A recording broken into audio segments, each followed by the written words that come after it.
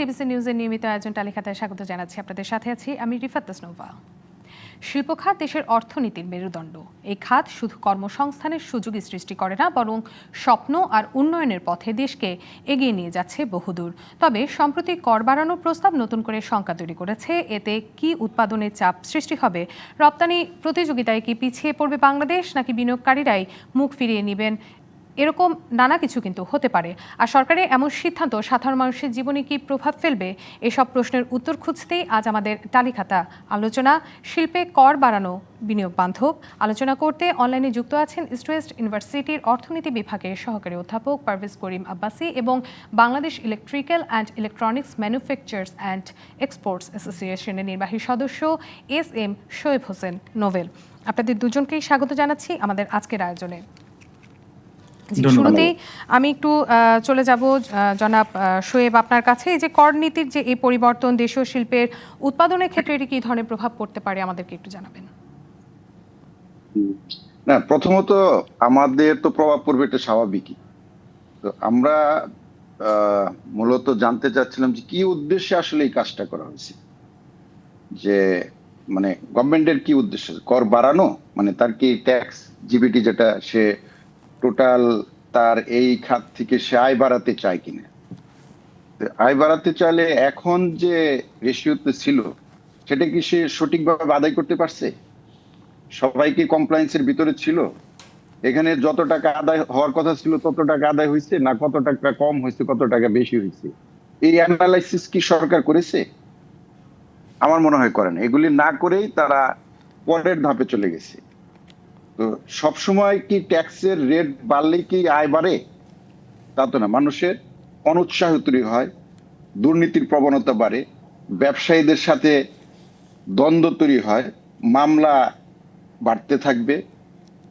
তাতে কি জটিলতারা বাড়বে কিংবা ব্যবসায় ফোকাস দিয়ে তখন ট্যাক্স ফাঁকি দেওয়ার চিন্তা করবে, মামলার দিকে ঝুঁকবে। তো সার্বিকভাবে এটা একটা ব্যবসার জন্য বা শিল্পের জন্য অত্যন্ত ভয়ঙ্কর নীতি, যে একটা নীতি চলমান অবস্থা থাকা অবস্থায় মানুষ যখন ইনভেস্ট করে তার কিন্তু একটা দীর্ঘমেয়াদী পরিকল্পনা থাকে। যে আপনি অন্তত পক্ষে যখন ট্যাক্সের যে হারটা বাড়াইলেন 10 থেকে 20 করলেন, এটা 2032 সাল পর্যন্ত এটার একটা মেয়াদ ছিল। তার মানে কি, আপনি তো আমাকে একটা মূলা ঝুলাইছেন, আমি তো গাধা, তাই না? আমি মূলা খাওয়ার জন্য তো এগিয়ে যাচ্ছি, 32 বছর খাবো আমি, 32 সাল পর্যন্ত। হঠাৎ করে আপনি সরাই নিলেন। তার মানে কি, আপনি আস্থার সংকট তৈরি করলেন না, রাষ্ট্রের প্রতি, সরকারের প্রতি একটা অনাস্থা তৈরি হয়ে গেল। ভবিষ্যৎ প্রজন্ম এখানে কি শিক্ষা পেল? যে আপনি যত কমিটমেন্টই দেন, আপনি রাতারাতি সেটা আপনি পরিবর্তন করতে পারেন। আপনার এই কমিটমেন্টের প্রতি আমাদের আর কোনো বিশ্বাস থাকবে না। এখন বিশ্বাস যদি না থাকে তাহলে কেন আমি ইনভেস্ট করবো এখানে? আমি ইনভেস্ট করার পরে যদি আমার সেই ইনভেস্ট উঠে না নিতে পারে, আমি তো একটা ক্যালকুলেশন করে এই ইনভেস্টটা করেছিলাম যে 32 সাল পর্যন্ত যখন আমার ট্যাক্সের রেট এই থাকবে, এই আমার আরওআই হবে, এই আমার ব্রেক ইভেন হবে, সেগুলি তো সব এখন বেচতে চলে গেছে। জি, সেক্ষেত্রে জনাব শোয়েব আপনাকে ধন্যবাদ জানাচ্ছি এই প্রশ্নের উত্তরের জন্য। কিন্তু জনাব আব্বাসী আপনার কাছে একটু যেতে চাচ্ছি। আমরা শুনেছি জনাব শোয়েব যে কথাটি বলেন এটিকে আসলে উনি স্বাগত জানিয়েছেন, জানানোর কথাও নয় সরকারি এমন সিদ্ধান্তকে, কিন্তু তারপরে উনি যে বিষয়টিকে বলছিলেন আস্থার সংকট তৈরি হচ্ছে।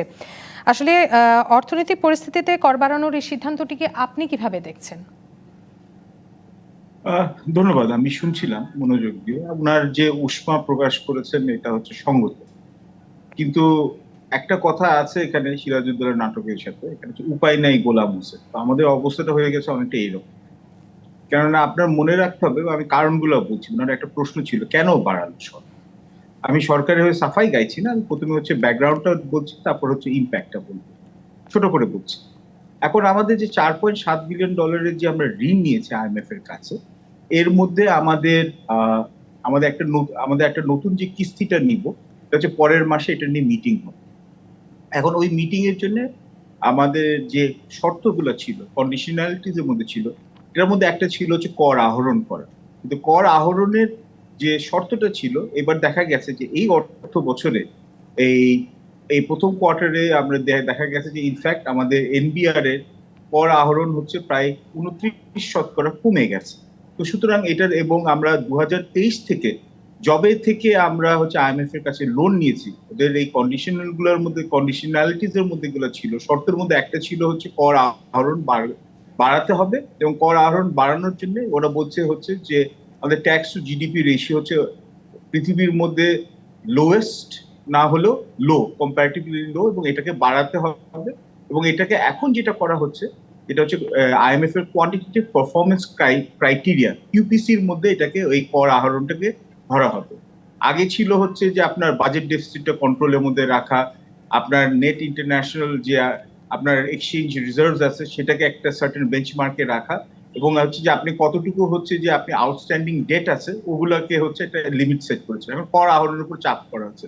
বিপদ হচ্ছে যে আমাদের এখন আইএমএফ এর শর্তগুলো মিট করার জন্য এখন 12,000 কোটি টাকার বাড়তি আমাদের এখন কর আহরণ করতে হবে, এবং এখন সরকার যেটা হচ্ছে অনতপূর্ব, যেটা হচ্ছে এক্সেপশনাল আমি বলবো, যে এখানে হচ্ছে যেটা আগে হয় নাই, যে একটা ফিসকাল ইয়ার একটা অর্থ বছরের মাঝখানে নতুন করে হচ্ছে কর স্ট্রাকচারটা ওরা চেঞ্জ করেছে। এই 12,000 কোটি টাকার মধ্যে 2/3 ওরা করবে হচ্ছে ভ্যাট থেকে, আর প্রায় তার মানে হচ্ছে প্রায় এখানে হচ্ছে প্রায় 800,000 মানে এখানে হচ্ছে যে 800,000 কোটি টাকা ওরা যে ভ্যাট থেকে আহরণ করবে।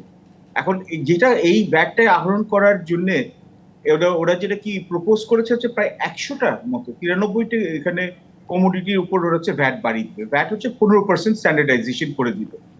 এটা যখন আপনার অর্থনৈতিক অবস্থা যখন ভালো থাকে তখন কিন্তু এটা কিন্তু খারাপ একটা মেজার না, কিন্তু এখন যেটা করা হচ্ছে যে আপনার ভ্যাট বাড়ানো হচ্ছে, সম্পূরক কর যেটা সাপ্লিমেন্টারি ডিউটি বাড়ানো হচ্ছে, কাস্টমস ডিউটি বাড়ানো হচ্ছে, একই মূল্যস্ফীতি কিন্তু কমে নাই, এটা হচ্ছে ডাবল ডিজিটে আছে। আগের বছরের তুলনায় এই বছরে আমাদের 2024 গেল, 2024-এ পুরো বছরে মূল্যস্ফীতি হচ্ছে 10.34%, আপনার এলসি কমে গেছে, এর মধ্যে হচ্ছে যে আপনার তেল, গ্যাস, পানি, ইউটিলিটির দাম বেড়ে গেছে, এবং এর মধ্যে এটা এখন হচ্ছে সরকার যেখানে কর আহরণ করা বাড়াতে চাচ্ছে, তার মানে 3টা জিনিস এখান থেকে প্রত্যয় হয়। এক, সরকার নেগোসিয়েশন করতে আইএমএফ এর টিমের সাথে ব্যর্থ হয়েছে, কেননা আমরা এক বন্যা হয়েছে, আমাদের এখানে রাজনৈতিক অস্থিতিশীলতা হয়েছে, এবং এখনো হচ্ছে এখানে হচ্ছে ব্যবসায় মহলে এখনো হচ্ছে ওই কনফিডেন্সটা নাই। সো এর মধ্যে এখানে একটা রিনেগোশিয়েট করার জন্য আরো দক্ষতা মুশিয়ানো দেখানো দরকার ছিল। এবং 2 হচ্ছে যে আপনার যে রাজনৈতিক কনসেনসাস থাকে, যেহেতু এটা হচ্ছে একটা ইন্টারিম গভর্নমেন্ট, ওটা না থাকাতে বোধহয় আমাদের নেগোসিয়েশনের এবিলিটিটা কম হয়ে গেছে, এবং সরকার যেখানে আসলে এই রিফর্মটা করা উচিত ছিল, যে সরকারি খাতে পাবলিক সেক্টরে যে এত বিপুল যেখানে এই বড় করে বাড়ানো হয়েছে ওটাকে কমানো উচিত ছিল, পাবলিক সেক্টরে সরকারি খরচ কমানো উচিত ছিল, দরকার হলে কিছু ডিন্যাশনালাইজেশন করা উচিত ছিল, কিন্তু এখানে কি হচ্ছে গোদের উপর বিষ প্রয়োগ করছে কি সাধারণ মানুষের উপর, নিম্ন আয়ের মানুষের উপর, মধ্যম আয়ের মানুষের উপর করের চাপ বেড়ে যাচ্ছে। একদিকে টিসিবির আপনার এখানে হচ্ছে ট্রাকের সেলস গুলো এখন কমিয়ে দেওয়া হয়েছে বা বন্ধ করে দেওয়া হয়েছে, নিম্ন আয়ের লোকদের উপর চাপ পড়েছে, এখন মধ্যম আয়ের লোকের উপর চাপ পড়ছে, মধ্যবিত্তদের উপর চাপ পড়ছে। তার সাথে সাথে হচ্ছে অলরেডি আমরা জানি যে আমাদের ক্যাপিটাল মেশিনারি ইম্পোর্ট অনেক কমে গেছে। ইলেকট্রনিক্স এর ব্যাপারে তো ইলেকট্রিক্যাল মেশিনারি, ইলেকট্রনিক্স বা ইলেকট্রনিক আইটেমস এর উপরে তো আমাদের আমাদের লাস্ট 6 মাস বা 1 বছরে কিন্তু সেলস ভালো না, এই যে সেলস জনাব আব্বাসী, আমরা এই প্রসঙ্গটি নিয়ে আরো আলোচনা করব, কিন্তু তার আগে জনাব শোয়েব আপনাকেও বলছি আমরা একটি বিরতিতে যাচ্ছি, বিরতির পর আমরা আবারও ফিরে আসছি। বিরতি নিচ্ছি, ব্যবসা বাণিজ্যের বিশ্লেষণ নিয়ে ডিবিসি নিউজের নিয়মিত আয়োজন টালি খাতায়, সঙ্গেই থাকুন।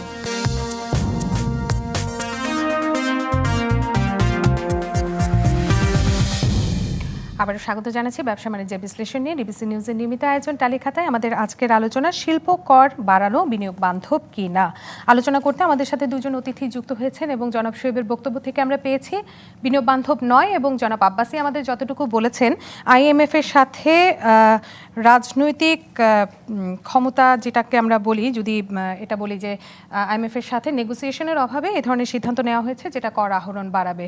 জনাব শোয়েব, আপনার কাছে একটু জানতে চাচ্ছি, আসলেই কি কর আহরণ বাড়াবে সরকারের এমন সিদ্ধান্ত? না, এটা শুরুতেই তো আমি এটার বিরোধিতা করছি। ট্যাক্স রেট বাড়লে কর বাড়ে, এটা কখনোই ভালো সিদ্ধান্ত না। কর আরোহণের পদ্ধতি চেঞ্জ করতে হবে, অটোমেশন করতে হবে, যারা যারা করের আওতায় আসার কথা প্রত্যেকে করের আওতায় আনতে হবে, যেসব ব্যবসায়ী ভ্যাটের আওতার বাইরে আছে তাদেরকে ভ্যাটের আওতায় আনতে হবে, যেসব ব্যবসায়ী ভ্যাটের আওতায় আছে কিন্তু নন কমপ্লায়েন্স আছে তাদের কমপ্লায়েন্সে আনতে হবে, এগুলির কোনো অ্যানালাইসিস এখন পর্যন্ত এনবিআর বা বাংলাদেশ সরকারের নাই আমি বলে জানি। কারণ এগুলি থাকলে কত টাকা এখনো আদায় হচ্ছে না সেটা তারা আগে বলতে হবে যে এখানে কত আমার লস হচ্ছে, তারপরে না সে তার টার্গেট ফিক্সড করবে যে এইটুকু আদায় হওয়ার পরে আমি নতুন করে আবার রেট বাড়াইতে পারি যদি এটা যদি কাভার নেয়। আমার তো ধারণা যে রেট আগে ছিল সেটাই যদি সঠিকভাবে তারা আদায় করতে পারতো তাহলে যে আইএমএফ এর টার্গেট ছিল তার চেয়ে অনেক বেশি আদায় হতো। তো এখানে এখন এই নন কমপ্লায়েন্সের কারণে আন্ডার মানির ব্যবসা সুযোগ বাড়বে, মামলা হবে, বিভিন্ন কিছু হবে। তো পারভেজ ভাইয়ের একটা কথার উপর আমি করছি যেটা যে আইএমএফ আমাদের হাত পা বেঁধে বা দেয়ালে পিঠ ঠেকে দিছে। তো হাত পা তো বাঁধছে গভর্নমেন্টে, এখন আমাদের সাথে ব্যবসায়ীদের আবার হাত পা গভর্নমেন্ট আমাদের বেঁধে নদীতে ছেড়ে দিচ্ছে কেন? আমরা তো সাঁতার কাটা কেবল শিখছি, আমরা কি সাঁতরে পারে উঠতে পারবো সেই অ্যানালাইসিস গভর্নমেন্ট আমাদের সাথে আলোচনা করছে। এইসব করার আগে একটা স্টেক হোল্ডারের সাথে আলোচনা করেন, আমাদের সাথেও না কোনো কারোর সাথে না, যেটা হইলে কি ইম্প্যাক্ট হবে ব্যবসায়, আমার এমপ্লয়মেন্ট বাড়বে নাকি কমবে, এটা বেকারত্ব বেড়ে যাবে। এখানে আপনি শুধু যে আমার ব্যবসা ক্ষতি হবে তা না, এই ইনপুট নির্ভর শিল্প ছিল এটা, এখন 97% স্থানীয় শিল্প দ্বারা এটা এই সেক্টরটা চলছে, এটা আবার ইনপুট নির্ভর চলে যাবে। তারপরে এখানে বেকারত্ব বাড়বে, এখানে শিল্পায়ন হবে না, এখানে বিনিয়োগ হবে না, জিডিপিতে যেটার ইম্প্যাক্ট পড়বে। যেটা ভাই বলছিল যে গভর্নমেন্টের কমান নাই, এক্সপেন্স কমায় না কেন, যে বাংলাদেশে টোটাল 11 কোটি এমপ্লয়মেন্ট, তার মধ্যে অনলি 15 লক্ষ এমপ্লয়মেন্ট করছে হলো গভর্নমেন্ট, আর বাকি 11 কোটি 85 লক্ষ করছি আমরা প্রাইভেট সেক্টর।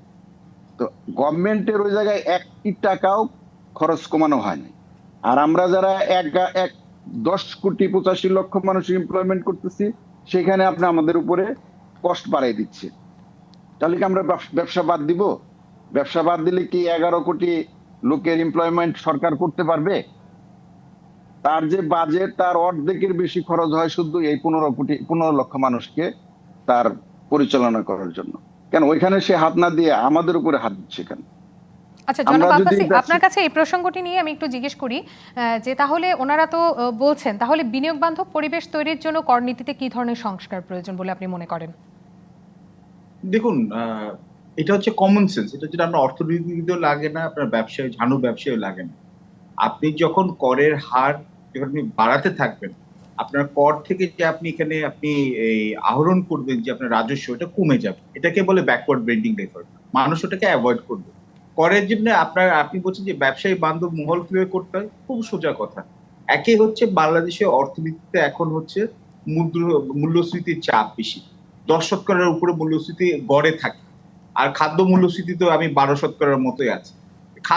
আপনার মূল্যস্ফীতি কমানোর জন্য আপনাকে সরবরাহ বাড়াতে হবে, এবং এখন কিন্তু সরবরাহ তো আমাদের কমেই আছে, আবার আমরা চাহিদার উপরে হচ্ছে যে আমরা হচ্ছে এটা কমানোর চেষ্টা করছি। এবং হচ্ছে আপনি যখনই হচ্ছে প্রত্যক্ষ করের চেয়ে আপনি যখন প্রত্যক্ষ কর এখানে যে আপনি পরোক্ষ করটা নিচ্ছেন, ডিরেক্ট ট্যাক্সের বদলে ইনডিরেক্ট ট্যাক্স দিচ্ছেন, তখনই তার মানে হচ্ছে যে আপনার ট্যাক্স আহরণ করার ক্ষমতাটা আপনার দুর্বল আছে। প্রথমে আপনি ল এন্ড অর্ডার এস্টাবলিশ করেন, দ্বিতীয়ত আপনি করেন হচ্ছে যে ব্যবসায়ীদের উপরে হচ্ছে যে আপনি যেটা যৌক্তিক এখানে একটা কর বেঁধে দেন, এবং এর মধ্যে এসএমই দেরকেও করের আয়ত্তে আনানোর সময় ওদের উপর এখন ব্যাটটা বাড়িয়ে দেওয়া হয়েছে। তো আপনার যদি ইন্ডাস্ট্রিয়াল সেক্টরটাই যদি না কাজ করে, আপনার যদি উৎপাদন এখানে শিল্পটাই যদি এখানে ব্যাহত হয়ে যায়, তাহলে তো সমস্যা আছে। এবং আপনি হচ্ছে যে তেল ও গ্যাসের এখানে হচ্ছে যে জ্বালানি যেখানে আছে, আপনার কমার্শিয়াল রেটও এখানে একটা সাশ্রয়ী আকারে নিয়ে আসতে হবে। কারণ আগে হচ্ছে আপনার ব্যবসা এখানে চাঙ্গা করতে হবে, তাহলে হচ্ছে অর্থনীতি চাকা ঘুরবে, তাহলে হচ্ছে কর্মসংস্থান হবে। কিন্তু ব্যবসায়ীদের উপর এবং সাধারণ মানুষের উপর শুধু করের বোঝা বাড়িয়ে দেওয়া, কারণ আগের হাসিনা সরকারের দুর্নীতির জন্য বা এই সরকারের হচ্ছে দুর্বলতার জন্য বা হচ্ছে যে মুন্সিয়ানার অভাবের জন্য সাধারণ মানুষ কেন এই বোঝা বইবে? এটা হচ্ছে যে খুব সোজা কথা। এবং হচ্ছে ব্যবসায়ীরাও বিনিয়োগ করবেন না যতক্ষণ আইন শৃঙ্খলার অবস্থা এখানে হচ্ছে উন্নতি দেখা যায়, বা যতক্ষণ দেখা যায় হচ্ছে যে আপনার যে নীতি যে স্থিতিশীলতা বা পলিসি জনাব শোয়েব, আপনার কাছে আমি একটি বিষয় একটু জানতে চাবো।